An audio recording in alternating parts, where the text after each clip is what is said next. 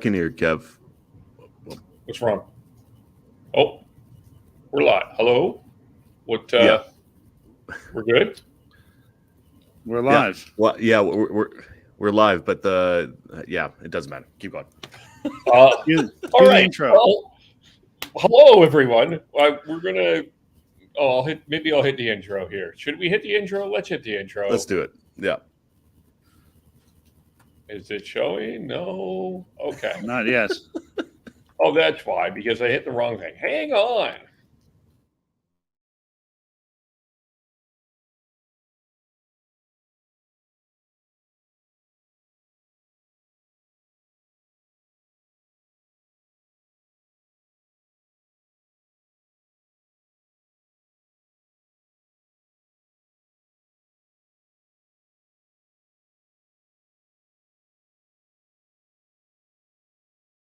And I quote, "I'll be there in a minute. Give me a second." Time is relative, folks. Time is relative. Yes. So, hey, cheers to everybody in the chat. They're a division rival. I don't care how many wins they get. Screw them. That wasn't the take I was expecting to hear. I want to gush over watching live Chris Tanev. I think that we completely underestimate the skill it takes to play defense. One highlight or several highlights does not a Calder trophy make. I'm stepping in here. I'm going to be the crotchety old man here. They need to learn patience. They need to understand the tension and everything and the drama. How dare! Look at this! How is McDavid not getting a penalty? You guys need to calm down with this, okay? You guys need to calm down with it.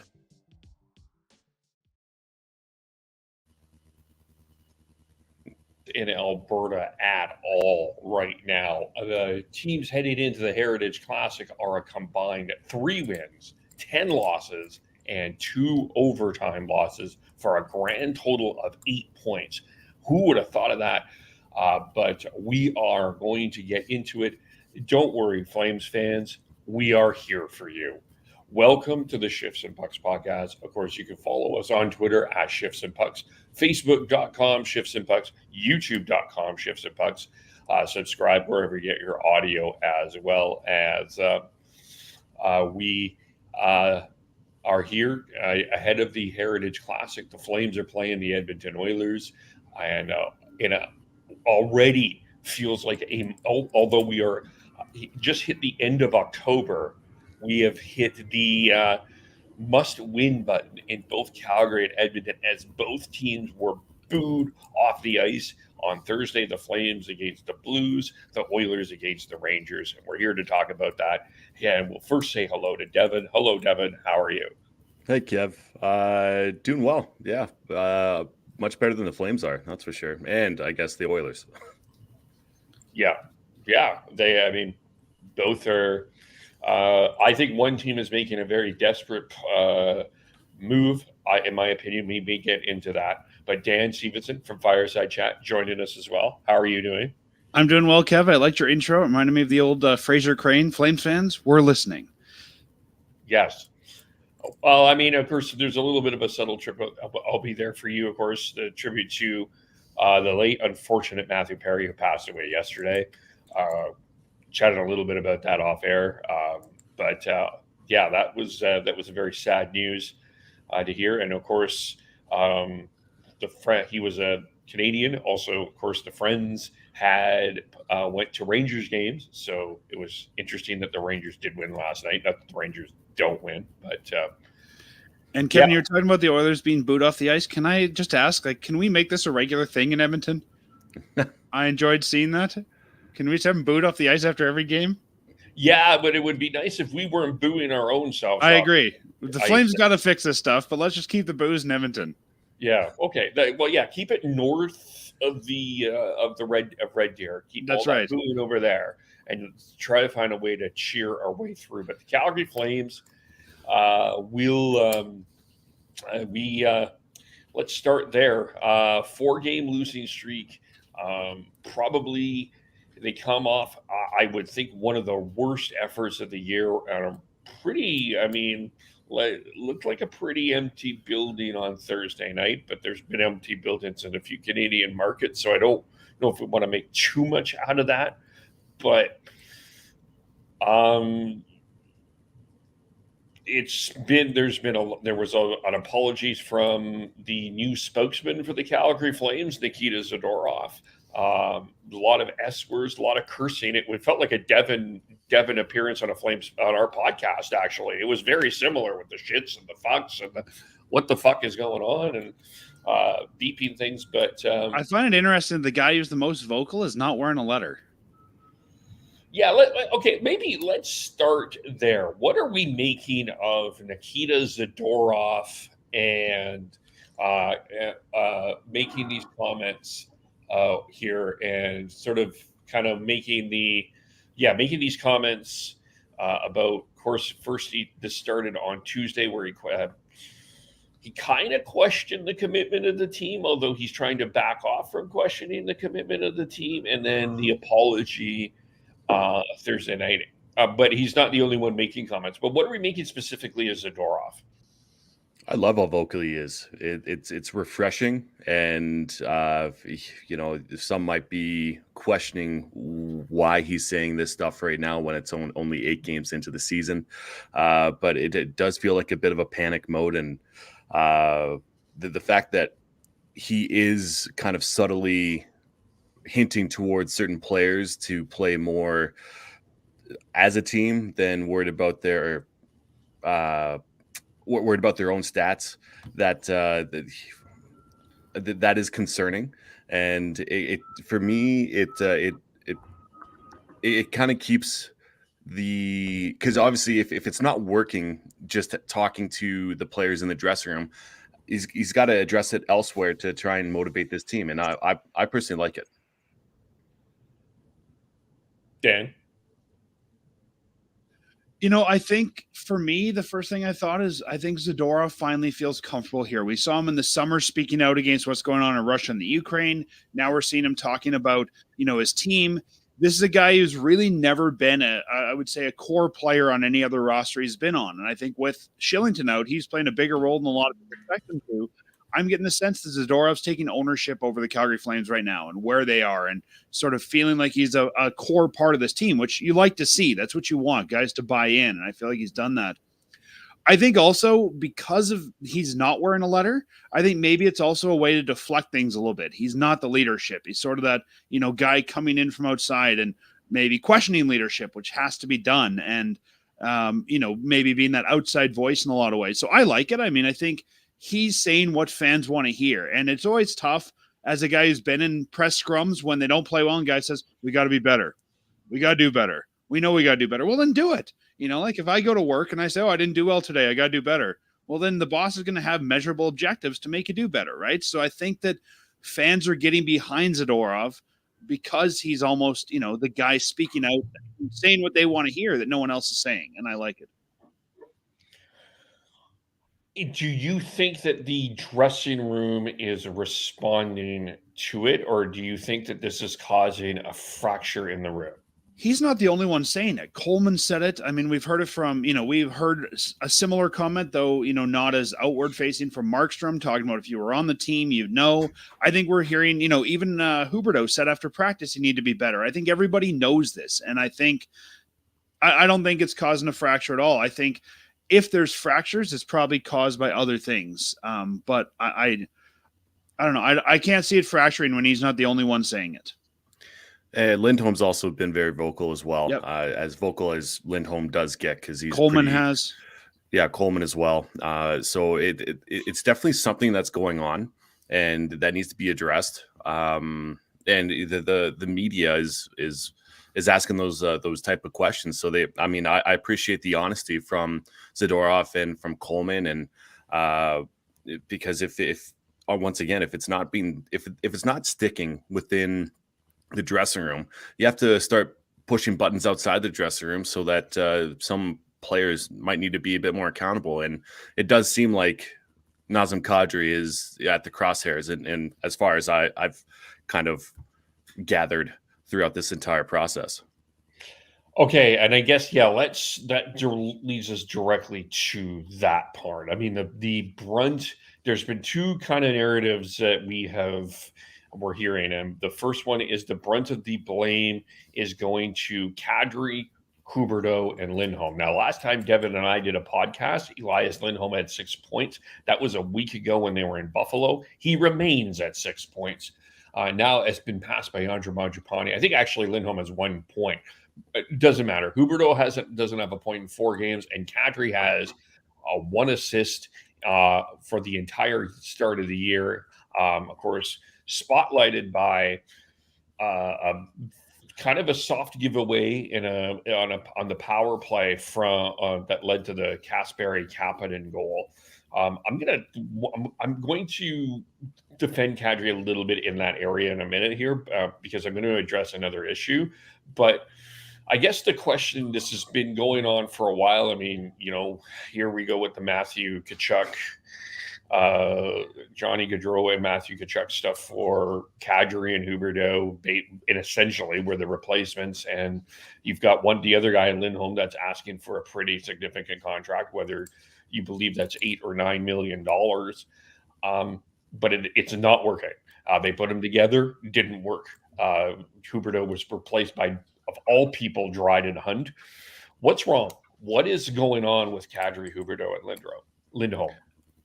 Well, first of all, I just want to say hello to Sean. Sean has joined the podcast. Oh, Sean is here. Hello, Sean. Hello. I didn't want to interrupt your good conversation. Silent but violent. He just snuck in at the last minute. It's a sneak. It was kind of from under the ring there. Under the ring running. Except we should have turned the lights off and turned it back on, and there was Sean. Yeah, there you go. Some more theatrics. This isn't AEW. Yeah. Yeah. I'll give some thoughts on that if you want, Kev. Yeah, go ahead. Well, when Nazem Kadri came in the season before, 2021-22 in Chicago, in Colorado, he got 87 points. I think that's an anomaly. If you look back, he's usually a 50, 40, kind of 30-point guy. I mean, last year he got 56 points with the Flames. I think that's kind of where he is, and he's going to go down from there. I think the Flames overvalued this player, brought him in almost in a panic because they were short a guy, and we know the former GM Brad Treliving really liked to bring in veterans. I think that this guy, if you look at the makeup of this team, should probably be a third-line center. And as a third-line center, I think he's fine there. I think, Backlund could be I'm not quite sure Backlund's your second, but right now he's having a better year than Kadri. I think that Kadri's probably being pushed into doing more because of the contract he's got. I don't think he's your 1C on this team right now. So while fans, myself included, are a bit disappointed, I think you've got to really look at what the asset is. And I don't think the asset's what the Flames are using it for. In terms of the other guys, it's just a bad start. I mean, and I'm not saying it's only a start. The only guy that can fix Huberdeau is Huberdeau. The only guy that can fix Kadri is Kadri. We blamed on everything else last year. We blamed it on coaches. We blamed it on GMs. Those have been fixed. Meanwhile, over in Viking, Alberta, Daryl's saying, I told you so. Right? Like this, I think we're learning was not a Daryl Sutter problem like we thought it might have been. This is a problem in the room. And the only guys that can fix it are the guys in the room. And I think the Flames have to take a good hard look at, are these guys the guys that they need to do this, or how far can they get with this roster if they can't change it? Now, within the Kadri discussion, he's not really putting up points. 50 points is probably a good reach for him. Maybe not even reach, but a good plateau for him as scoring goes. But he's a character player. Why was he so sought after by, it seemed like, a bunch of teams when he's supposed to be bringing this energy and supposed to be bringing this swagger, and I haven't seen that from him since he's been a Calgary Flame, and that's the one of the most concerning things with contract aside, just with his play, and it does seem he just isn't working out the way that we were thinking he was going to be. And, as much as we say he was sought after, he was signed late, or at least in August. I don't know if it was early August, late August. I have to go check. To me, when I look back at that, I think that says something too. Why was this guy still on the market? Was he just not wanting to sign? Were teams not calling? We have no idea. Devin, I know he was what you're saying asking about too much. And that very well could be. And Devin, I agree with what you're saying about him being a character player, but he's also 33, and I have to imagine the kind of way he played in his 20s may not be the way he can play now at 33, and maybe he needs to adjust that game. Well, then you also have, he's a bit of an anomaly, but Marchand on the opposite end, who is older than Kadri. Granted, they are kind of different but similar players. They can be shit disturbers. All he needs to do is just get in front of the net, get in people's faces, and he doesn't seem like he's doing that. It seems like he's expecting himself to be a higher goal scorer, and he's not slotted to be quote unquote that type of player anymore. But that's what we need. But we don't know if that's Kadri or if that's what the coaches have asked him to do. Well, if it's what the coaches have asked him to do, the coaching is not correct then, as far as I'm concerned. Mm-hmm. And while I agree with the example of Marchand, everyone's body reacts differently to age, right? I mean, you've had a knee surgery, you might have bounced back better than I would have in the same, scenario. So, and I think Boston plays a very different system too. I bet there's a lot less physical miles on Marchand's body than some of the teams Kadri's been on and the role he's been in. So I think this guy might be hitting a peak and going further downhill quickly than we expect him to. Well, that's fair. Sorry, just 1 second, Sean. That's fair. The only thing within that, though, is that it doesn't mean you have to go fighting all the time. It's true. It's just get in people's faces after the whistle, spray the goalie. Maybe get a player. Get a penalty for that. But sure, then drag people in. I think that's what he's missing. Yeah, that's exactly what he needs to be doing. He needs to be the player that drags the Flames into the fight. He almost needs to take over what they lost with losing Lucic. Yep. Yeah, they need someone who can do that, and right now they don't. And to go back to sort of the locker room discussion, I think Daryl was part of the problem. They're trying to figure out what the other part is right now. And I think they're still as based off of their play and all these comments that are coming out, they are in the midst of figuring that out. And until they do, this team's not going to go anywhere. So Devin and Sean, do you think that Kadri can play the game you guys are talking about being the number 1C, which is where he was last game? Like, to me, if you want him to play that game, he's got to play lower in the lineup. I think he's much better off as your 2 or 3C for sure. But right now they're just trying to figure out how get something going, right? And throwing him out there and mixing the lines up and loading up a top line, I think makes sense when you're struggling to do something. And with him being 8 games in with 1 assist, and plus minus is a flawed stat, but he's a -10. It's not good. And as of right now, there's the number 1 center. I mean, is supposed to be Elias Lindholm, and he's non-existent right now. So, as far as like the numbering the lines, it doesn't really matter to me what line you're on. Well, I guess when I say number 1, the line that's eating the most minutes. Sure, but do what has made you successful. Do what has got you to where you are today as an NHL player. Don't be something that you're not. Don't try and, especially at 33 years old, or change your game by any means. That I think that's asinine to try and do. I think when you try and change your game, that's when you're younger, to try and fit the roles that you can be within the NHL. So I as far as loading up that top line, I think they should do that again. But overall, we've got to be finding something that is actually is working, and loading up that top line. I think they should do again. Okay, so 2 things here. If you're going to load up that line, though, I think you need to do it with Backlund, not Kadri. I think I would go with Backlund, Huberdeau, Lindholm as the load line, and throw Kadri between Coleman and Mangiapane. Second thing with Kadri, I just want to say a couple of things about the Kadri specifically. Was it a soft play? Sure, but why are we not criticizing Matt Coronado? He was poor. He didn't receive the pass. and he let the guy blow right by him on that play. I know that he's a young player and we're supposed to kind of love and hug him, but I'm going to say this again. He's clearly not ready for the NHL, not fully. And I think that his confidence is being waned. And I strongly think he should be playing with I'm the guy who's been saying he should have started the year in the A. Yeah. And he's not getting it. He didn't get enough criticism because he made a poor play on that as well. The other thing to point out here is Brandon Saad elbowed Nazem Kadri right in the face midway through the third period. And nobody responded. And I want to point this out because when Rasmus Anderson hit Patrick Laine at that Columbus game, who was the first guy to go over and drop the gloves? Goody. Yeah. And don't tell me that I know that there's a bunch of Flame fans out there that are this elderly old team. We're not going to go anywhere with these elderly folks.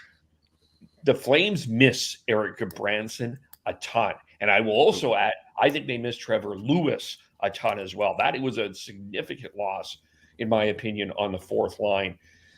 So to me, it's on the Kadri part. I agree with everybody. I don't think he's a number one center. I don't think he's a 2 center. I think he's a 3 center. But part of the Kadri conversation has to be that there's a number of other things. Like if you want Kadri to drag people into the fight, people have to join them in the fight. And I'm not seeing that on that part of that. So well, I think that really solidifies maybe not solidifies, but it also winks at is Kadri not meshing well within that dressing room, right? It's kind of like, okay, well, you got elbowed in the face. Well, maybe you deserve it, and not have the team won't have his back anymore. But if, even Coleman said that after that first period, that the wind was out of their sails, and that's so disheartening when it was only 2-0. But with putting Backlund on that top line, then you're taking away from the depth that you do have within that lineup, and especially when you have such a good solid pairing of Backlund and Coleman, and put Mangiapane on the line. That's been the most consistent line. So as far as like putting the lines in a blender here and trying to figure out something, that might be break glass kind of feeling, but I don't think we're quite there yet. And Kev, you're asking why Coronado's not getting more criticism. I would ask you this simple question: is he playing like a $1 million player? I'd say he is. Right, we're talking about Nazem Kadri is making $7 million and not earning that deal. I'd say, well, I agree that Coronado should probably maybe get some AHL time. He's looking like a $1 million guy to me. So when we look at production for value, I think we're getting what we expect from him. Yeah, fair. I think that sometimes it's in hockey circles, we focus on certain people, and there is more of a team game to that. But I do want to talk about Huberdeau and Lindholm. Let's start with Lindholm. I've been the biggest defender of Lindholm. I still am a big defender of Lindholm, but the line mates whatever line mates that they have put in there is not clicking with Elias right now. This guy looks like a guy that's clearly frustrated.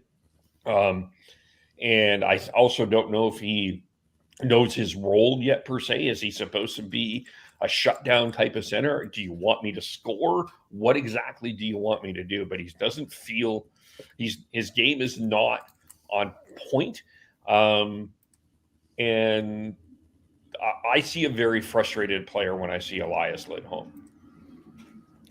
Once again, if the coaching staff is telling him to be something that he's not, then that's ridiculous. And I don't think that that's the case. I think they know that he's supposed to be kind of a shutdown center, a good two-way player who can score, but it just doesn't seem like the chemistry is there. And that's what's so frustrating is within the first 5-6 games last year, we had Lindholm and Huberdeau together, and it seemed like it was working.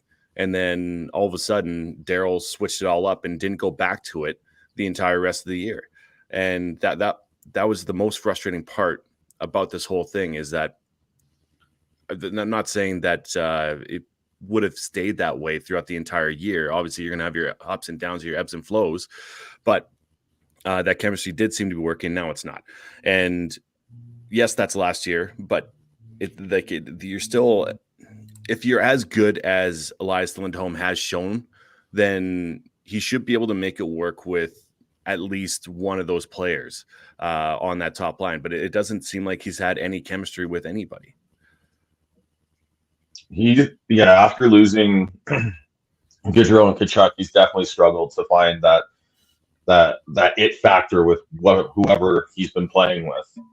But he's also one of those players who I think had an anomaly year when you look at his production throughout his career, and then he had the 82 point season 2 years ago, and then even last year it was still his, I think it was second or third most points in it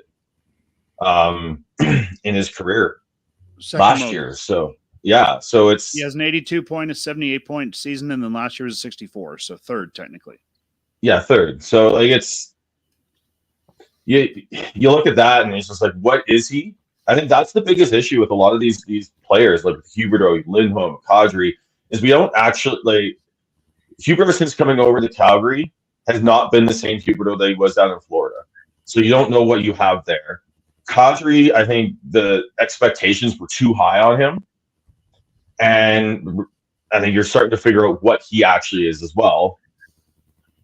And then Lindholm, as good as he is, they're not clicking. They're not finding that it factor that helps you take you from a 60-point player to a point per game player, which is what happened with that top line 2 years ago.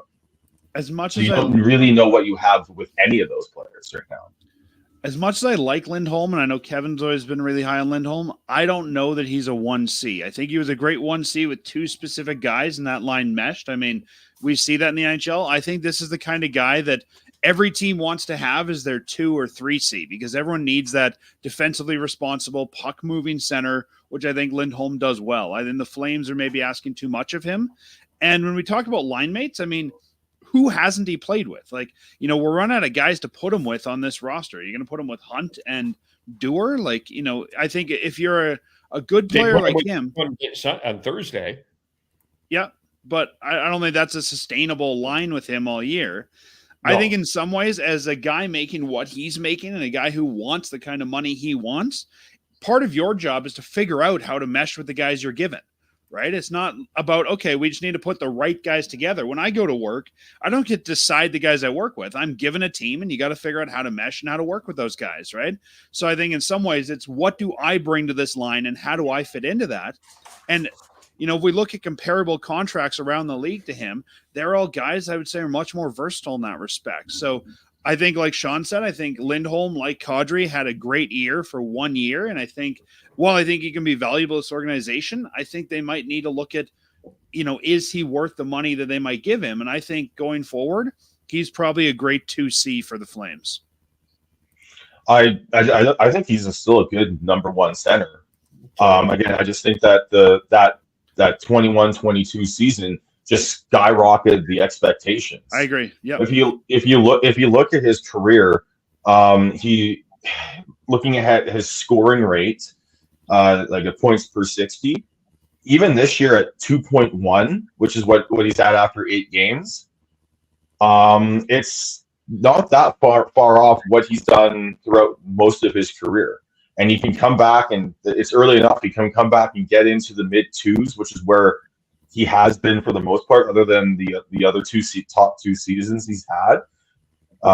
He was a 3 points per 60 player in that 21-22 season.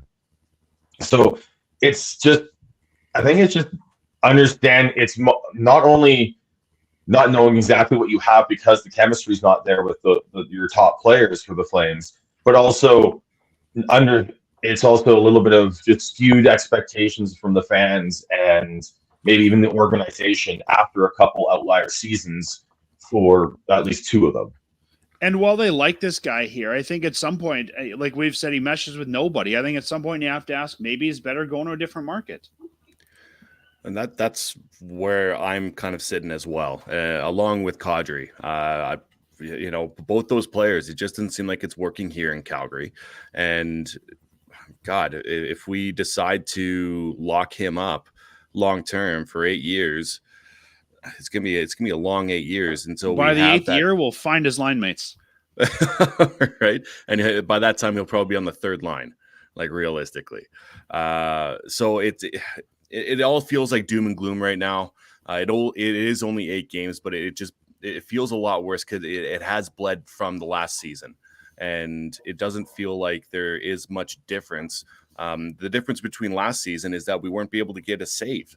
Markstrom wasn't Markstrom until he had his baby, and we were able to kind of grind out games and just hope that, first of all, the first shot doesn't go in, and he's able to sustain himself as a goaltender and just make the basic saves. And coming into this season, we're looking at a completely different problem here, because if everything was going to stay the same, all we need to do is just get 1 or 2 more saves a game, and the Flames would have been in the playoffs easily, right?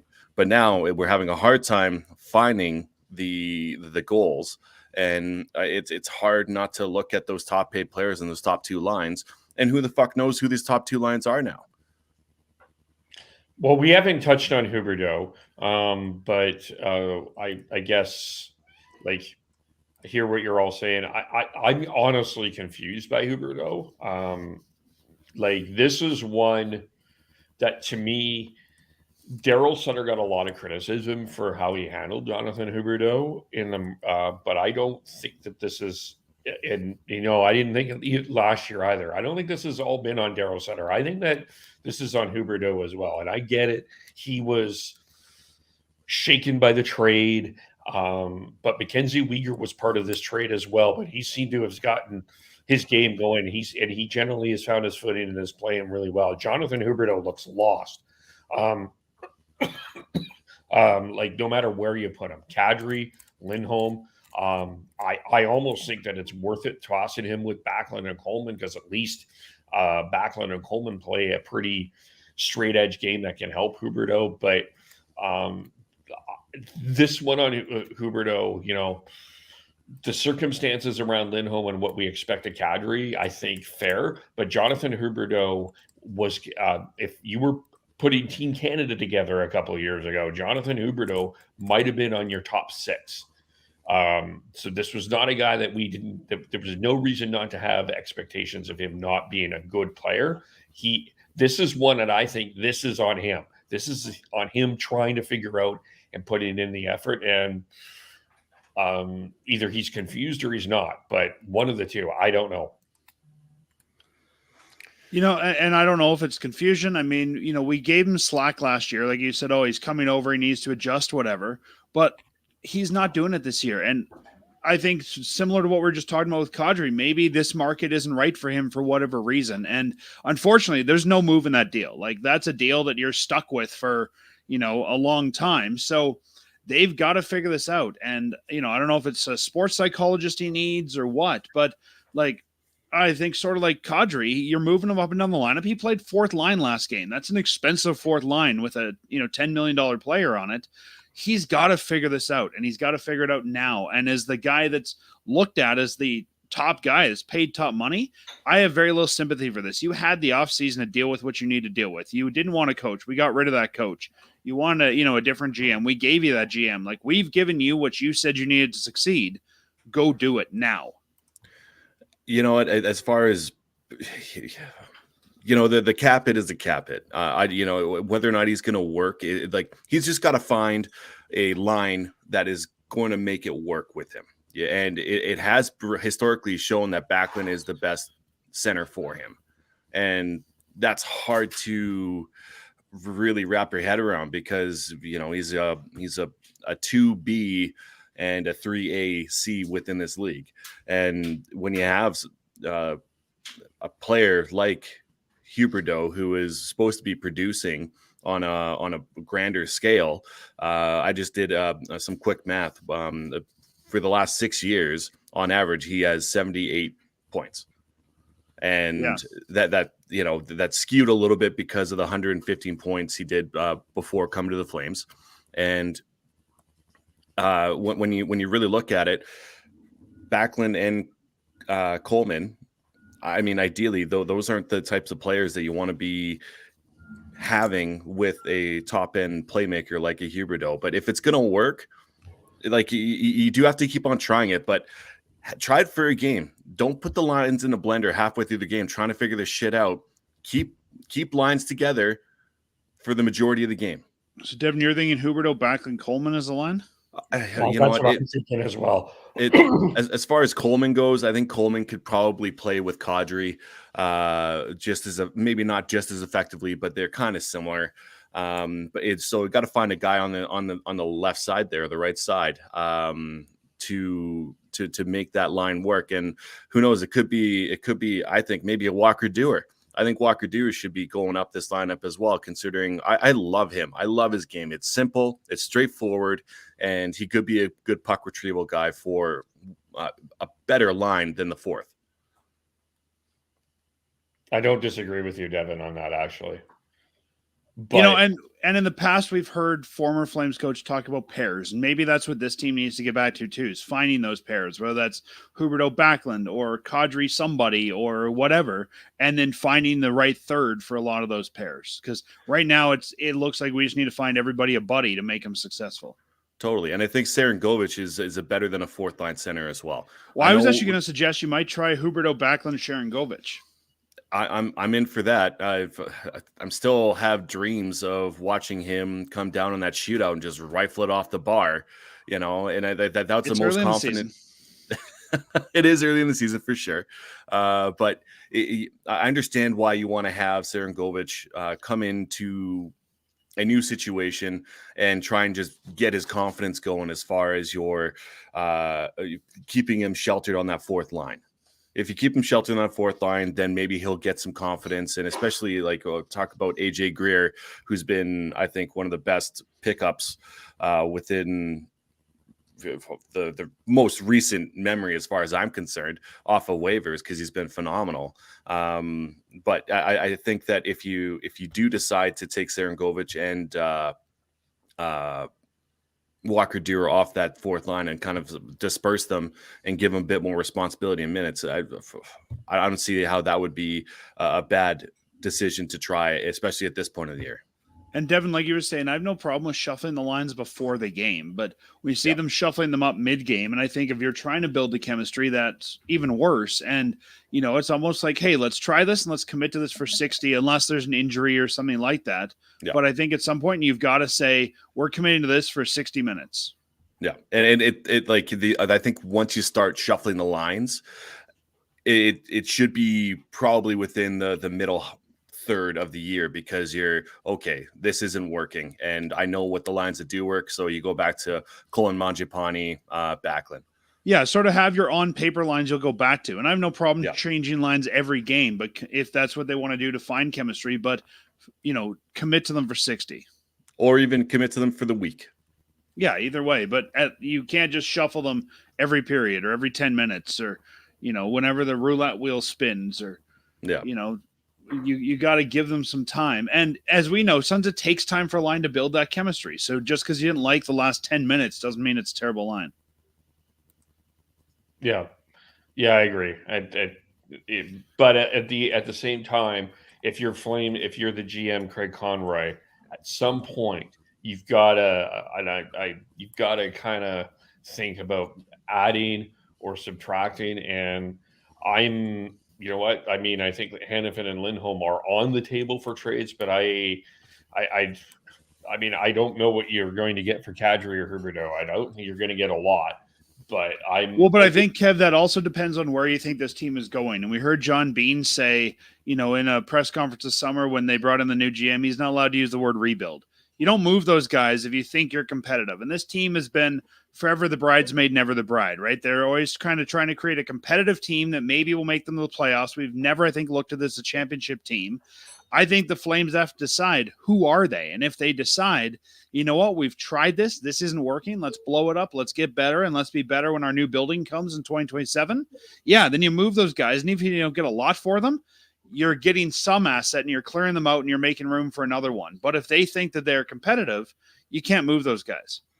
We're not there yet either, as far as letting go those kind of key players.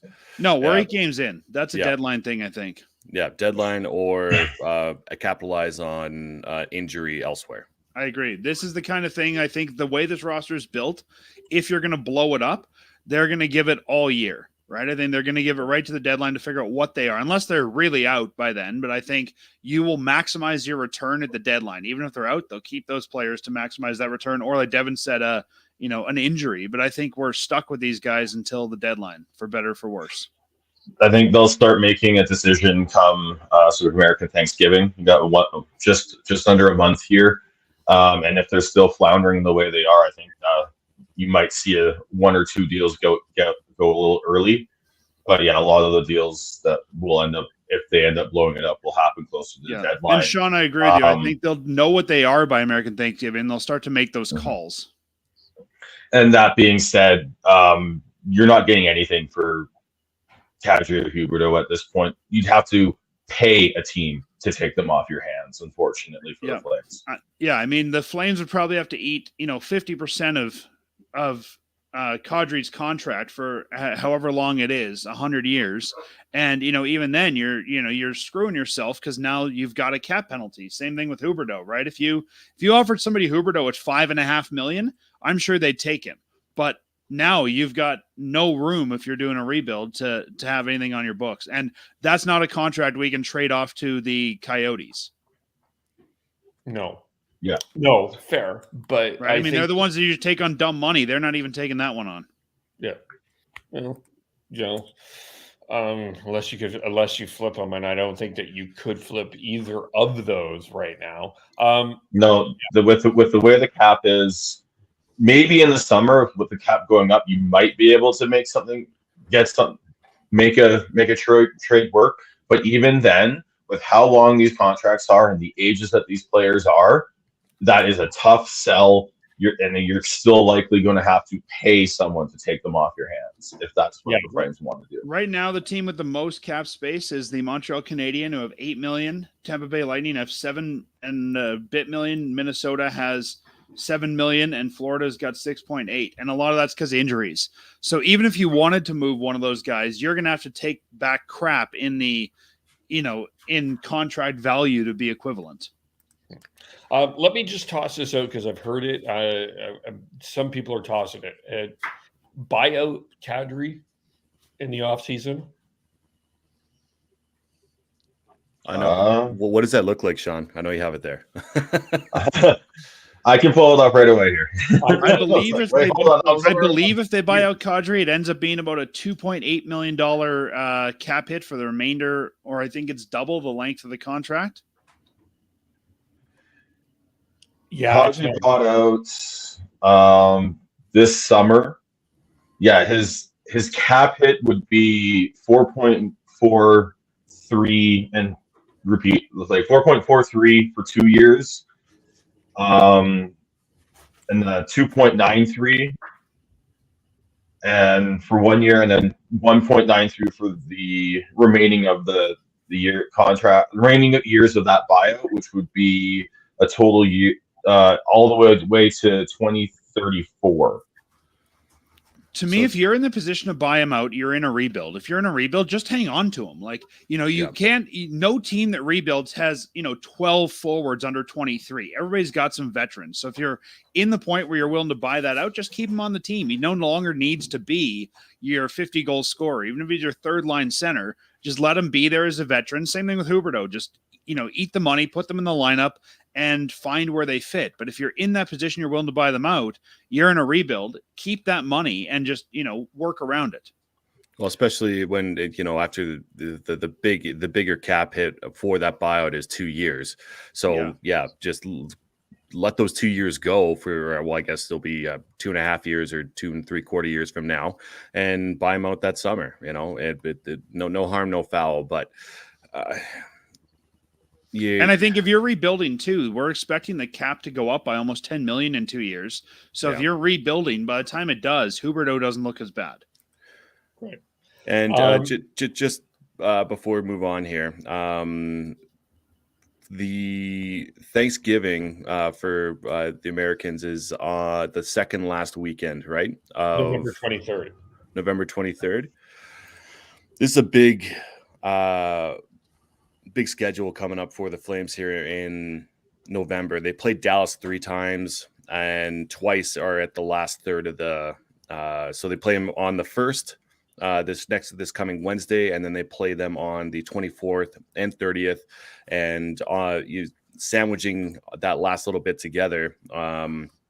They have and it's going to be a back-to-back against Colorado after Dallas, and then they play Vegas. So this last little bit of November is going to be big for the Flames, and in order for them to actually feel like they are contenders, man, they got to figure their shit out within this next half month. Otherwise, you will know exactly what this team is. Yeah, because it doesn't feel like this is what this team is. They have more to give, and we've been talking shit pretty much this entire podcast. But I'm going to bring a little bit of hope into it, because Huberdeau isn't as bad as he is. Lindholm isn't as bad as he's shown, along with Kadri. And in order for Calgary to play well, they definitely need to be better. And it just doesn't feel like this is who they are. Good teams go on bad runs, but this feels like a bad team on a bad run. And Devin, like you said, they need to show who they are. But to me, it's all on the players. This is not coaching. This is not the GM. Absolutely. The guys on the ice, 20 guys wearing the jersey every night, need to decide who they are and what they want to be. And, this might be one of the first times I can remember where a team, if they don't pick it up, has great talent, but nobody seems to want to play. And let me say something else, just add to the positive, try to add some positivity here. Jacob Markstrom has been good. Yes.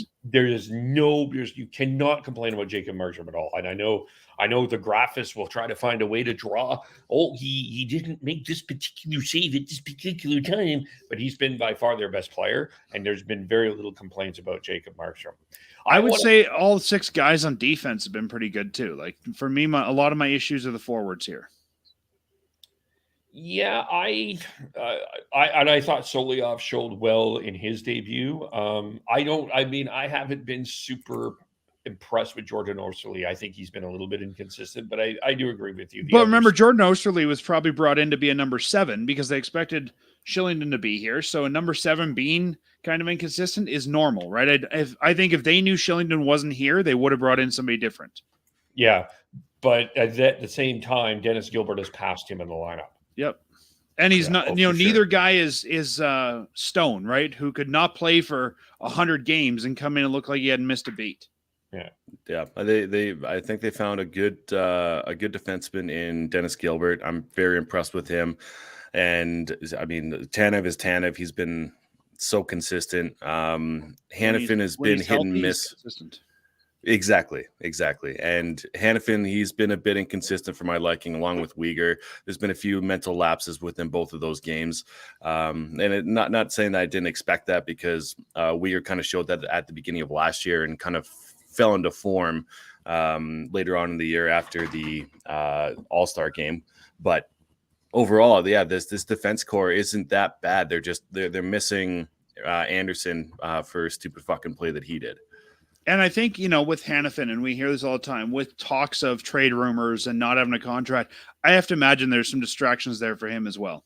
Yeah, fair. That's fair. I want to address something that has been going on Twitter, though, for the Flames Twitter. And I'm it's really bugging me. The tweets have been from the Twitter expertise on Flames Twitter. If you should want this team to be bad, because this is how a rebuild starts. I'm just going to say this to Flames Twitter. If you're one of the experts, stop this shit right now. It is a loser mentality. It is not true. And your Magic Bean rebuild is not going to work. I know that you think you're some sort of expert because you're bringing in your hipster attitude, but stop this shit. And if you keep doing it, I'm going to start embarrassing you. It is a loser mentality. And I will tell you, living in this market in Vancouver for 8 years, trying the same thing, this rebuild bullshit does not work. It's wonderful. It's a wonderful language that you can tweet about, but it doesn't work. And do your research, because there's a bunch of teams that have never rebuilt that continue to be consistently successful every year. And you know why? They have an identity. You go to a Boston Bruin game, you know exactly what the hell you're going to get. You play the Rangers, you know exactly what the hell you're going to get. You play Vegas, you know exactly what the hell you're going to get. That's how you build consistent teams. You don't try to get 35 draft picks and start losing. That's a loser mentality. Stop that shit. It's embarrassing. Stop it. To that point, you do have Buffalo, who hasn't been a part of anything for how Buffalo's long? been rebuilding for 50 years. Exactly. And Arizona has been rebuilding since their inception. Well, you can't rebuild if you never built. Arizona's been building. Rebuild, still, right? References that there was something there that you're bringing back. Yeah.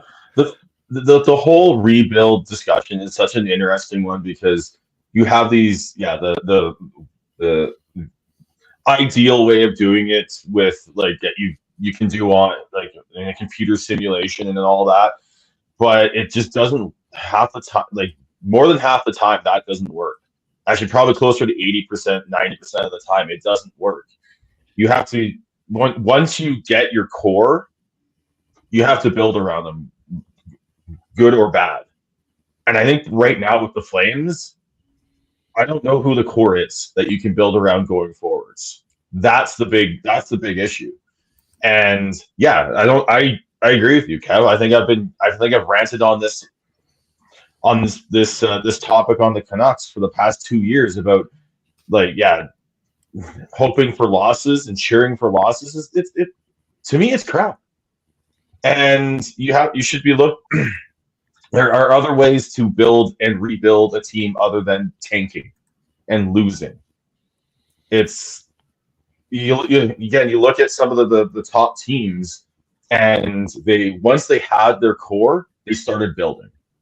Once they had their core, they started making trades, moving those draft picks out for players to make their team better. So there's no one size fits all for the rebuild. A rebuild, retool, as Devin likes to say, refuck. So I don't think that's losing and tanking, being bad for Macklin Celebrini. I don't know what the rhyming will be for this this tankathon. It's not it won't work because unless you have, as you said, an identity and a core that you can build around. Yeah, and I don't think I hear fans all the time saying we need to rebuild, use X model. Every team is different going into that rebuild. I don't think there's a textbook where Craig Conroy is given the job, given the textbook, and said when it's time to rebuild, flip to page 50 and follow the instructions. I think the closest you could see is maybe something like Detroit has done. But I think that every team's in a different position. And we talked earlier about Huberdeau, about Kadri. Like, you've got to find a way as a GM to rebuild, retool, whatever you want to call it, around what you have. And like Sean said, I don't think they have a core. I think they have to either build that core or trade for that core and build around it. But if the Flames decide to go that way, then there's a lot to do. I think there's a 5 to 7 year project to do that. And I hate the idea of tanking. People always say, tank to get so-and-so, tank to get so-and-so. This is a competitive game. You want to be competitive. And, I think if your market's out there tanking, I think you've got other issues. And we should be talking about, is that the right market? I don't think this market would stand for tanking. I mean, if you end up being last, you end up being last. In a rebuild, that will happen. But don't tank. Do the best you can with what you've got, because in the end, you want to build a winning mentality. And, how often have we seen that one player has actually changed the face of the franchise in the modern NHL? Very, very rare. Yeah. So you have Buffalo with the 12 season. Whether you get Bedard or McDavid or whoever, tanking for that one guy is not going to make you infinitely better. No, Buffalo's missed the postseason 12 times. Detroit 7, Ottawa 6, Anaheim 5, San Jose 4, and then a bunch of mismatch for 3 seasons. But all those teams are, and those franchises, especially Detroit went how many years with making the playoffs, and then they did their quote unquote rebuild, and their first draft pick was Dylan Larkin, and Dylan Larkin's been in the league for probably 8 years now. So as far as Dan says, yeah, I could definitely see an easily 5 to 10 year plan that hopefully, if it goes well, sure. But it could just be a fucking bust, and we're still in the middle, just not on the top half of the middle. And listen, as much as you all want to, some of these, not us, but you can blame ownership for all of this as all you want. But they're looking at empty seats, and you really think that they're going to sit with 5 to 7 years without a playoff revenue in this economy? Don't think so. Don't think so. You can the one thing is, you know what though, Kev? I think I like this. I always like this saying that Jeff Merrick has said multiple times: is you can sell success and you can sell hope. Right now, the Flames aren't selling either. So if you can, the one thing is, I think if you can sell the hope on, you've got a high draft pick coming in, you've got Coronado, you've got Peltier, you've got some Connor Zary and some other prospects coming up, and start playing NHL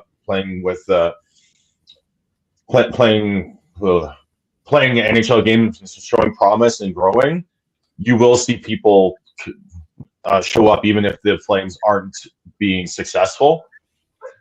But until you get that, it's such a tough sell, and you have to have one absolutely horrendous season to start that. And with that horrendous season, there's not going to be hope, and there's not going to be people going to watch the game.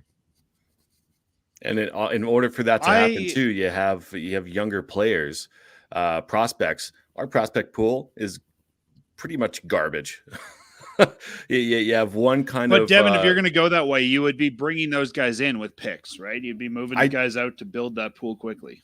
Ideally, yeah. And if that's the case, then sure. But once again, who are you trading out here to get some picks without either getting a massive cap hit because you're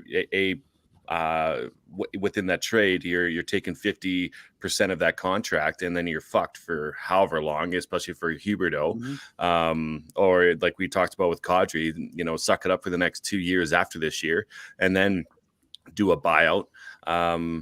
But outside of those two players, I mean, yeah, I guess you have a Lindholm and you have a Hanifin, and potentially, depending on what Chris Tanev wants to do, you have those 3 players that potentially could give you better draft capital or a better prospect pool. But are they going to be the ones that you're going to be, okay, yeah, I really want to go see the X player because of what they can do? And that's what Coronado was for coming into this year, but he's been mediocre. The one thing we haven't seen a lot is a team trying to do that rebuild with the AHL team in the same market. And that's where I think the sell would become hard. Because if you want to see the young players go there, I think you're going to cannibalize one or the other from a business perspective. But, everyone's talking about how there's seats not being sold in a lot of Canadian markets. I just want to say, I think, maybe not as many. I think with the Canadian economy the way it is, you're not going to see full buildings, even if they were doing really well. Tickets are expensive. It's a night out a lot of people can't afford, that sort of thing. So I think sometimes that's being blown out of proportion. I think that in any Canadian market right now, people just aren't going to be able to afford to go to the game the way they were.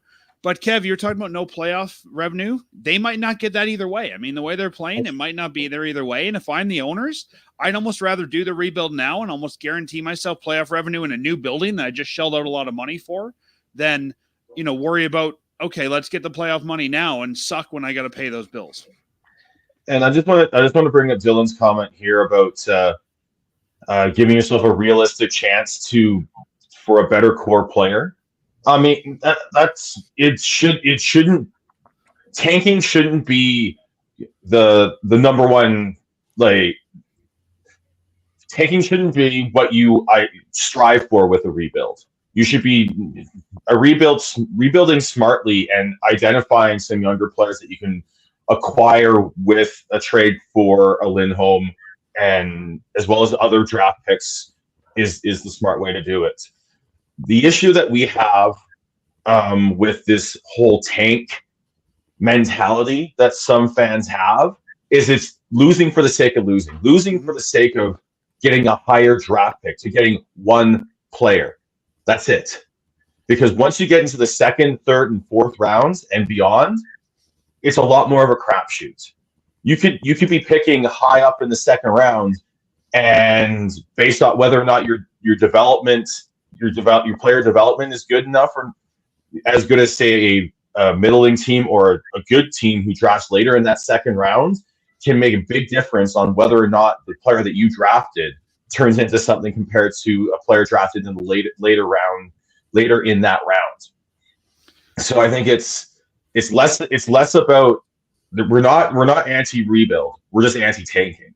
We're anti-doing it for one player. And if you're in a rebuild, you should be drafting in the top 10. In most drafts, if you can't bring in a top 10 player, whether they're drafted first or ninth, and make them into a core player, you've got player development issues. I mean, the Flames have been known to develop late round picks very well. I think, and that's an advantage they might have in, a rebuild scenario. But I agree with Sean. I'm not against a rebuild. I'm against deliberately losing games to get one player. Yeah, and within that as well, it's proven that you're getting a lottery pick here in the first round, anyways.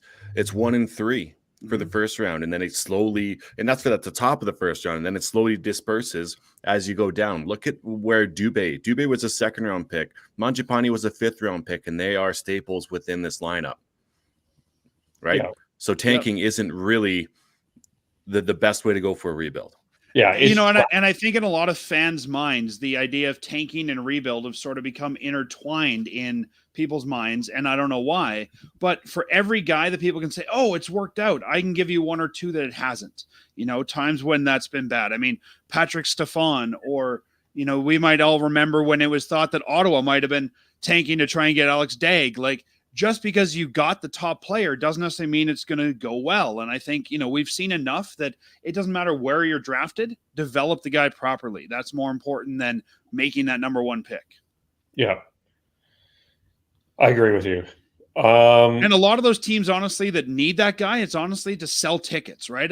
Markets that have done that need to sell tickets, need to sell around one guy. Calgary's not in that position. It's been a long time since we've seen a Western Canadian team do a full rebuild, but I think the way you sell the game is very different. You don't need to market it around one player. Speaking of one player, just to touch on the Heritage Classic, this tweet from Ryan Rashog.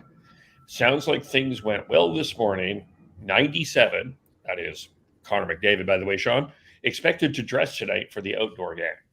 I'm noting that he's dressing. I'm not sure if that means that he's playing. It'd be cold if he didn't dress tonight. Yeah. Even in the press box. Last night on the second intermission of Hockey Night, I mean, the panel is all bundled up, and here he is standing there shivering in his 97 jacket there. Anyway, does anyone else find amusing that Oilers fans wanted to reschedule the game because their one guy that can play hockey wasn't available? Like, hold on, he's hurt. Let's just pause the season. We'll get back to you guys when he's ready. If only. Well, hold on, guys. Huberdeau's not playing well. Let's figure it out. We'll get back to you when we sort this out. Yeah. Both fan bases want to. Let's reschedule this game. We're not quite ready. Not just this game. Let's just pause them all till we figure it out. Yeah. This is just me, and I don't know the full status of Connor McDavid, but this feels like a bit of a desperate act from the Oilers. Am I reading something here? Depends how desperate they are, as far as, how healthy is Connor McDavid. If you're going to be risking him in a outdoor game, which is definitely way different. The ice is different. It's colder. When it's colder than an actual NHL rink, then there's prone to be more injuries, and there's a lot less you can actually control within that environment. And unless he is 100%, then Okay, that's fine. But the original timetable for McDavid was a few weeks, right? And 1 to 2 weeks was what they said. And since which has this would be been like one. yeah, which isn't. It really all depends on how healthy McDavid is, as far as desperation and whether or not McDavid really wants this to be on his laundry list of accomplishments. Well, I don't think it's about accomplishments too, and I think it's not just the Oilers. I think it's McDavid as well. He wants to be back because he knows it's a marquee game, and B, that if the Oilers were doing well, I don't think there'd be less pressure for him to come back as well, whether it be outside or inside pressure for him, whether it's. But I think it's not. I don't think it's that. I don't think it's desperate. I think it's just. I don't think they'd be, if he wasn't healthy enough to play, they wouldn't play. Top players want to play. Yeah. And I can't remember the last time that a team tipped their hat that, our top guy is going to be out. I think a lot of this is just strategic posturing. You don't come out the night before and say, yeah, we're not dressing McDavid. You make the Flames believe you're dressing McDavid. And whether he skates out at warmups or not is another story. But, most teams don't say, well, we're losing our top guy. See you guys tomorrow. Hopefully it'll be a good game. Like, there's a lot of money behind this. There's a lot of sponsorship. There's a lot of people that are buying tickets. I think that you have to make people believe your top guy is ready to go. And whether he is or not, we'll see. And even if he is, who says he's playing with Draisaitl Foegele? I mean, maybe he's playing third line minutes. Maybe he's being managed tonight because of that. But I agree with Sean that I think the Oilers are a bit desperate right now. I think he wants on the ice. But in the end, I think the Oilers also know their season hinges on him being healthy. And if you put him in there and injure him more, you're going to be more screwed. So I wouldn't be surprised either way if he's there or not. But, I mean, I don't think you tip your hat and say, oh, yeah, he's out. All right. So we had this question. Sean and Tyler discussed it on Monday. So I know where Sean's position at, but I'll hear what Devin and Dan are at. Who's in more trouble, the Flames or the Oilers? I guess Flames? It depends how we look at that. Yeah. I think I would say the Flames. I would say the Flames as well. And it's more so because we know that McDavid and Draisaitl can be better than what they have been, and it's not like much has really changed up north. They've had success with this core and with not having the best defense and definitely not the best goaltending. So there's a list of success for them, or a history of success under this style that they're playing. For the Flames, it doesn't feel good, and they are in more trouble because there hasn't been success within this version of the Calgary Flames. I'll play devil's advocate, and I'm going to say the Oilers. And who came to the dressing room or come out of the press box from that Vegas Golden Knight playoff series and come in this year and say cup or bust? It was the captain of the team, the face of the franchise, maybe the face of the league. I mean, at least with the Flames right now, you know that you can get a save from Markstrom. I think the Oilers are afraid of a shot on goal right now with either Skinner or Campbell. I just think that there's so much pressure in Edmonton right now to be a successful to get to where they need to go. The Flames expectations were here, and the Oilers' expectations are way up here. So where the Oilers need to go. I mean, I can't. It's not that I don't think that they can recover, but their back end isn't as good as anyone thought that they, as a lot of people thought that they were. And quite frankly, I don't think that they were as good as a lot of people projected for them to be this year. And also, yeah, I still think that their goaltending is a huge question, no matter who's playing it. It feels to me that the Flames are in trouble. Don't get me wrong, but the Oilers, I feel like, are a slightly bigger trouble. Kevin, I'll give my thought on this quickly. I think that this actually could be an opportunity for the Oilers. When I look at this, like you said, they've got no goaltending. They got some weird contracts. I think a year of them not doing well, maybe moving some guys at the deadline, could be a chance for them to change their salary structure. I mean, Colin's always saying we got no money. We got no money. I think the Flames are already low and couldn't get more low after a season of disappointment. I think, like you said, while the Oilers were a Stanley Cup, favorite for a lot of people, even if they, fall somewhere near wild card, which I think they probably would, I think they can justify it, make some tweaks and move on. I think you've got one team at rock bottom climb back and one that, was supposed to be good and could still fall into a playoff spot, which I think they'll find a way to do or close. You can acquire a goalie. I think the Oilers have room to fall. The Flames don't. And within the defensive structure of the Oilers, they changed it from last year because they saw how vulnerable they were to Vegas, and it doesn't seem like the actual defensemen are willing to change the ways and to fully commit. Pardon me? Or aware that there's been a change. Well, it seems that way. It seems that way for sure.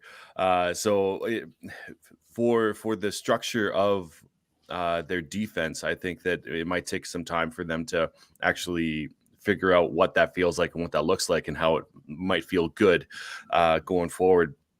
I think they're too good not to be a playoff team or a bubble team. As far as selling assets at the deadline, I don't think that would be unless they're absolutely just shit in the bed. I don't see that as a possibility. Fair. Okay. Okay, let's move on here. We'll talk about some of the other stuff unless there's anything else within the Flames that we have to talk about here. But if there is, you guys can join us tonight. We'll have this discussion all over again at 7 p.m. All right. Well, the big story this week was the suspension of Shane Pinto for what we were led to believe at this point was sports wagering. Now it turns out that Shane Pinto decided to give a friend his password, and a friend of his decided to wager on his account. And now Shane Pinto is not playing hockey for the first half of the season. The suspension started at the start of the year. Start of the regular season and is going on. And this decision by Shane Pinto has certainly led to he's going to get a pay cut. He's not going to get the money he was expecting to get when he was going to sign as an RFA with Ottawa. Do we agree with the suspension, first of all? I think so. I think it's with this where the NHL is with the amount of sponsors that are betting either full on sports betting or sports betting adjacent sponsors that they have. You have to set a precedent if there's something anything remotely like this. You have to set a precedent. You have to be hard on it because if there's any sort of issue with potential rigging of the games, even if it's just a question about it, that's not good for the game. And you have to set the line high, the bar high for players to know what they can and can't do. The proxy betting, which is what this is against a lot of terms and conditions and laws within betting sites, as well as laws in provinces, states, and countries. So you have to lay down, you have to set the bar high for players. But I think the only issue I have with it is the how they announced it and how cryptic they were about it. Had they come out and said exactly what would happen, it would have been so much better. Because I don't know if they knew it all when they first announced it. Well, if they didn't know it all, they had to know it all, because otherwise they wouldn't have suspended him for 41 games. I think they knew that a bet was made on that account. I don't know if they knew all the details of it. I also don't know if I believe this whole password sharing thing. We all share a Netflix password. If there's money involved, I don't share my password with anybody. Well, nobody knows my password except Devin. That's right, because you changed it from Shifts and Pucks 1 to Shifts and Pucks 2 and didn't tell anybody. I think I agree with Sean. Like, I think they need to, this can't be a Pete Rose thing. They need to stop this now. And I think the fact that the NHLPA didn't appeal it, I think shows that everybody thinks that it's okay. I mean, the NHL appealed 4 games for Anderson, didn't appeal 42 games here. I think you've got to set a hard line early. Now, we know the NHL tends to handle different players differently. If this was Bedard, I don't think it would have been 42 games. If this was, McDavid, I don't think it would have been 42 games. But as much as the Ottawa fans are excited in Shane Pinto, I think that he's an easy scapegoat for the league here.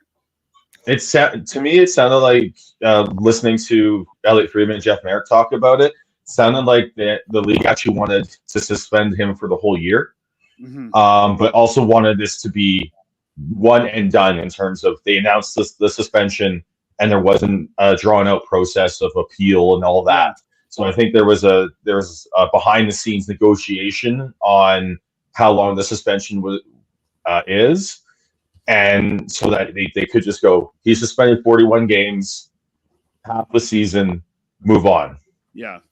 And remember, there's a little bit different because he's suspended from the National Hockey League. That doesn't mean he can't play hockey for 41 games. He just can't play NHL hockey for 41 games. And from my knowledge, it sounded like they knew, the Ottawa Senators knew something happened before or during training camp, before the season started. And so that's where the whole investigation started. I agree with everything that you guys are saying, because you have to set that precedent. The one thing I find hilarious is Ottawa Senators buckets last year had Bet365 as their sponsor on it. So kind of ironic. But that's also why they have to lay down the law, right? Because it can't just be separate church and state. Yeah, because there's been NFL players that have been suspended not for betting on, because they have there's rules that you can have a legal legal account on a betting account on one of these sites, but you can't place a bet while on team property. I'd love to see some guy sitting in the penalty box placing a bet on his phone.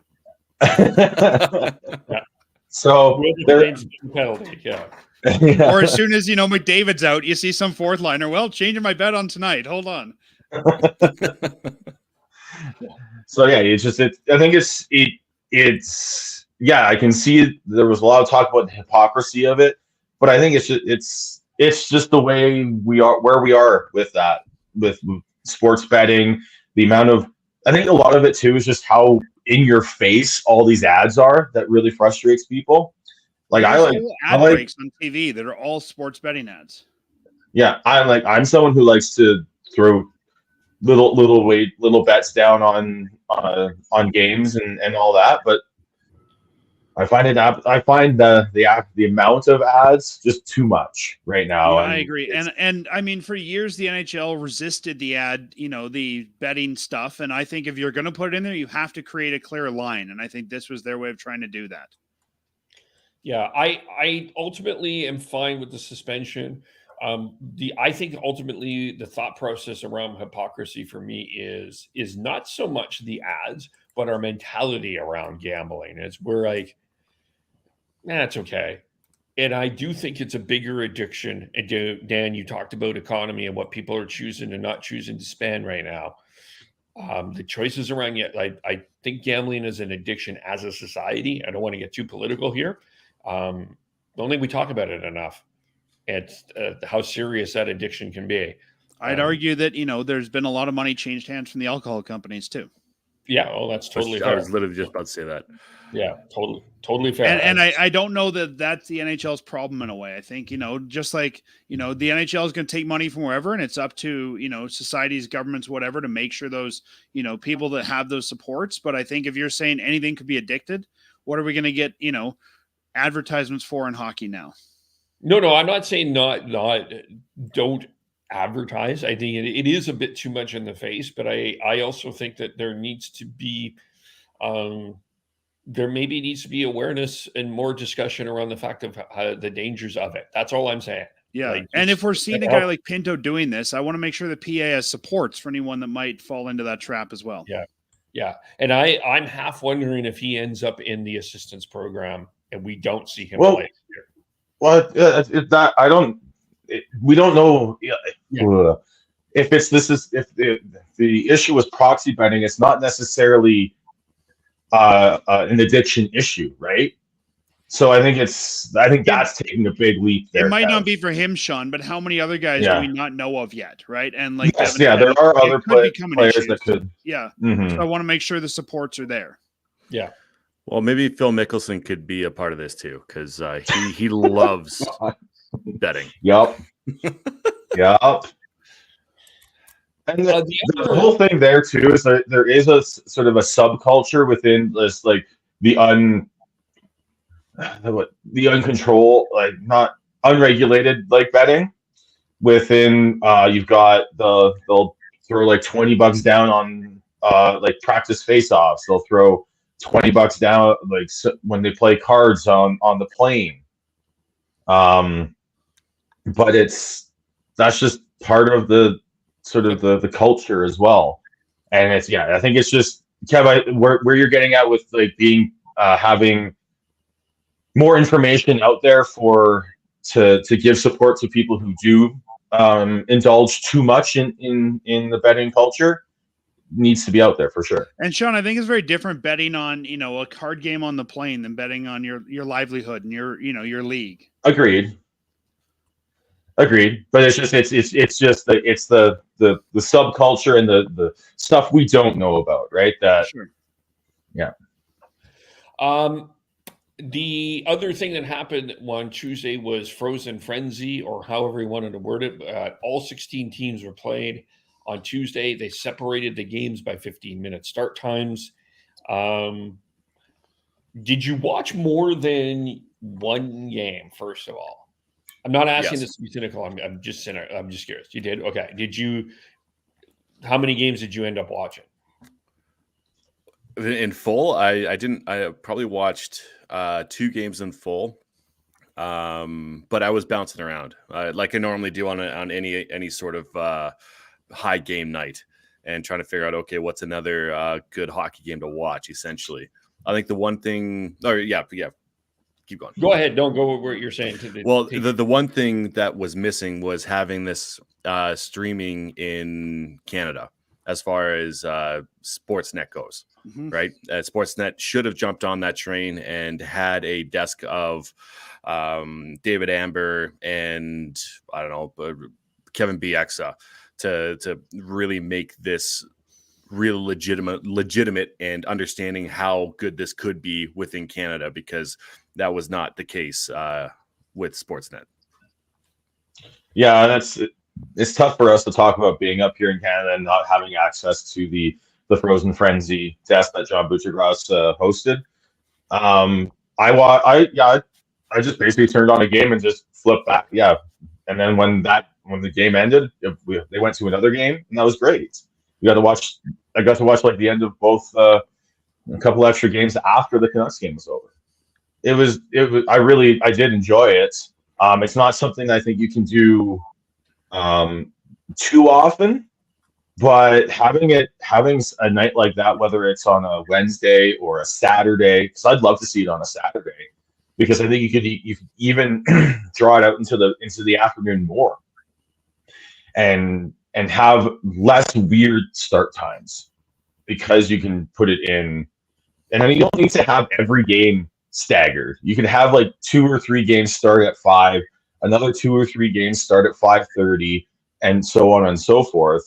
Because it just when you've got every game staggered, you just have some weird start times. Like the Canucks game in Nashville started at like 8:45 local on a Wednesday night.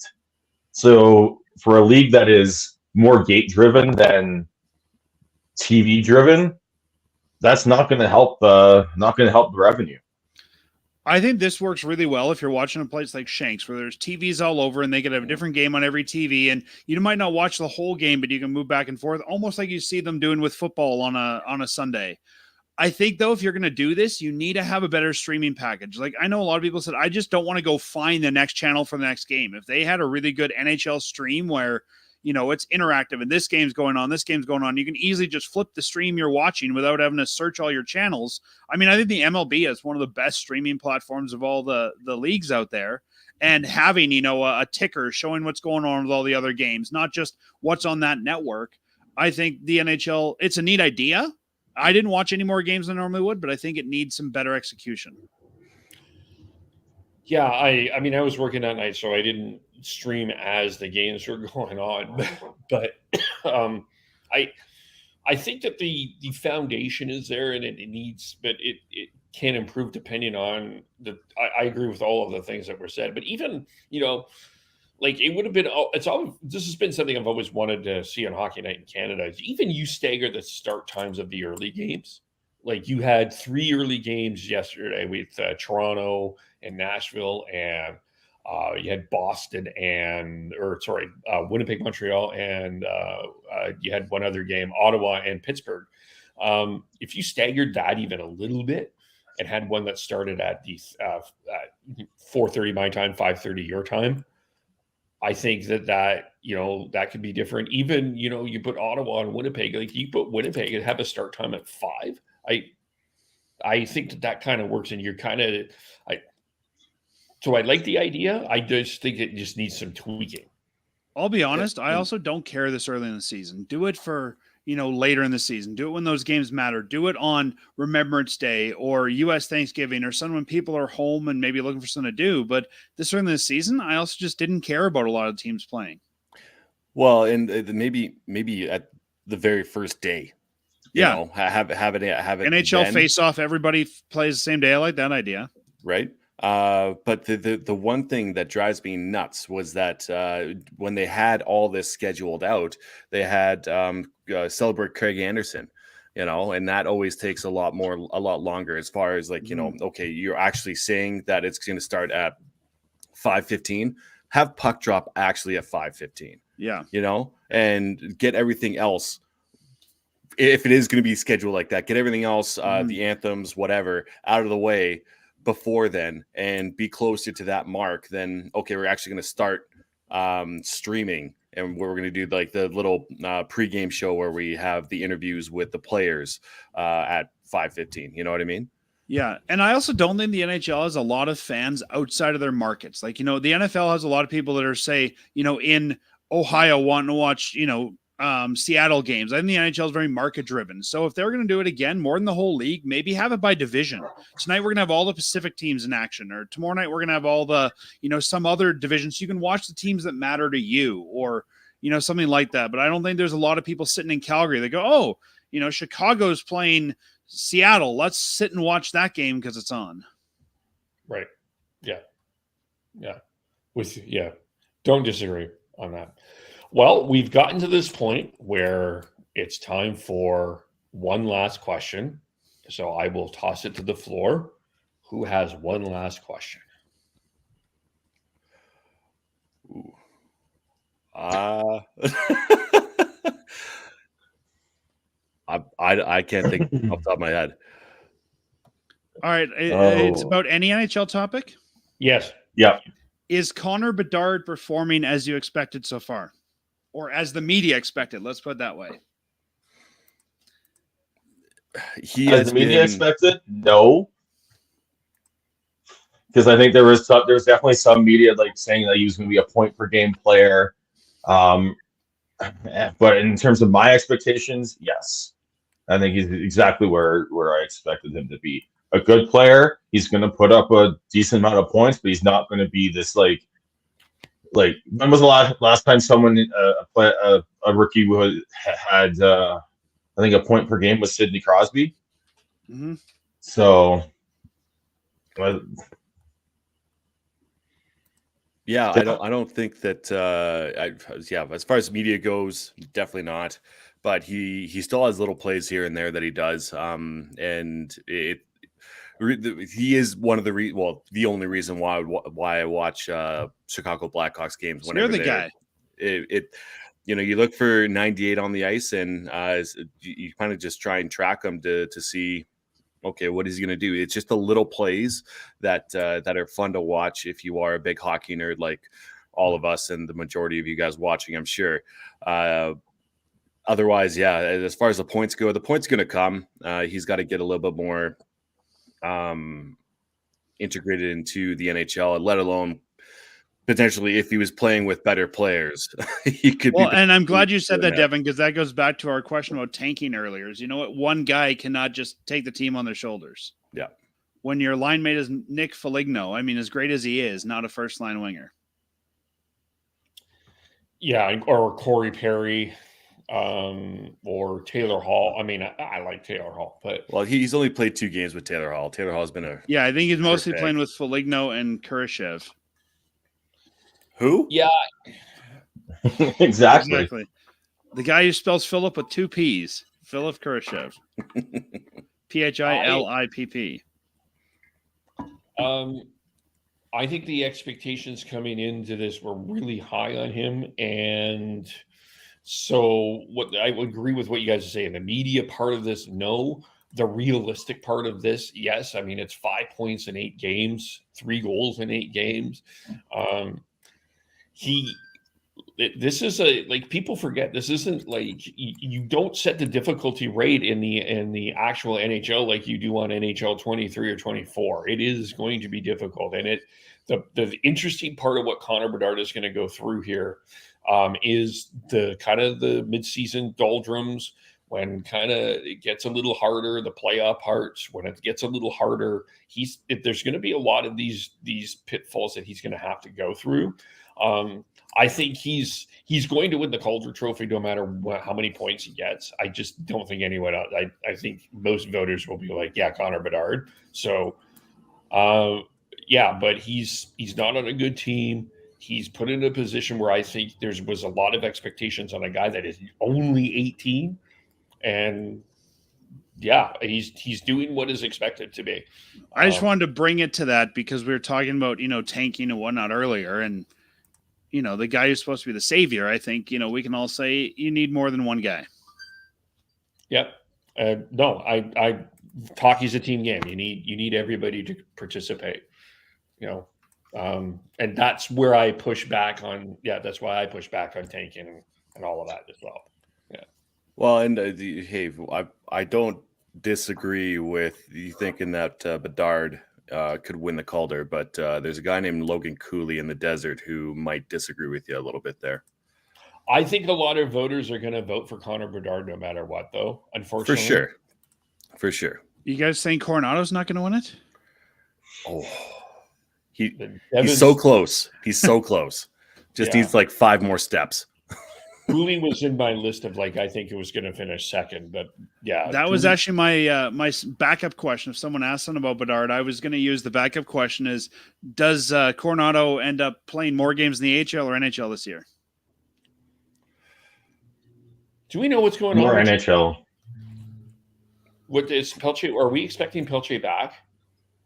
I don't know. He's out long term. If Pelche was healthy, I think you'd have a lot more a chance of Coronado playing more AHL games. But I think right now, again, you're trying to sell success or hope, and one of the things to sell hope is having Coronado playing. Kevin, from what I've heard, don't expect Peltier on the ice before January. It all depends. Yeah, if that's the case, I could see Coronado. Well, depending on. But even then, I think Peltier has never really played the NHL. I think when he comes back, you send him even on a conditioning stint to the American League. He's got to get his feet under him again. Yeah, and as far as Coronado goes, this like I said, this next month, especially at the end, is going to be a really good indicator on where Calgary's going to be. And I could definitely see if they decide that this is not the year that they're going to do well, that they'll send Coronado down for 2 or 3 months mid-season, then he'll be called back up for the last little bit. That's exactly what I was thinking, Devin. I thought if the Flames realize that, we're not going to do it this year, maybe you send him down to be the big guy on the Wranglers, maybe sell some more tickets there and bring up somebody like a Walker Dewar or a Dryden Hunt type player who can fill that bottom 6 and get you through a disastrous year, and try it again next year with him. Yeah, it's certainly going to be it's going to be interesting for sure. I don't disagree with you guys. Well, let's leave it here as there's football on, folks. Anyway, how do we follow everyone? I am Beardy Connect 03 on the social medias. You can follow me on Twitter at GordHowe09. You tried so hard to have a nice, fun name there, Dev. I did. It was so close. It was there for, I think, 5 days, and then it got taken down because before it was shits with Z and then fucks. And I guess that wasn't okay. Well, Devin, go over to Mastodon. You can get whatever you want there. We Fireside Chat. You can find us on Twitter at Fireside Podcast, at firesidechat.ca, wherever you find podcasts, or pretty much anywhere on social media. And we'll be recording another episode talking about the Flames and following a lot of this conversation this evening, which will be released tomorrow on Monday. On all social medias, Kevil. I'm on Threads. I am now on Blue Sky as well. And whatever the hell Elon is calling this thing now, Facebook. Being on Blue Sky is like the old man just talking to the clouds. Nobody's there. I know. That's what I Facebook.com Shifts and Pucks, YouTube.com Shifts and Pucks. Subscribe wherever you get your audio as well. And thanks everyone for watching. Thanks everyone for listening. And we will talk to you all very soon. So Canucks talk early next week. Flames talk later on in the week, probably on the weekend. But we will talk to you again. We'll talk to you all very soon. Bye for now. Fuck you, Tyler.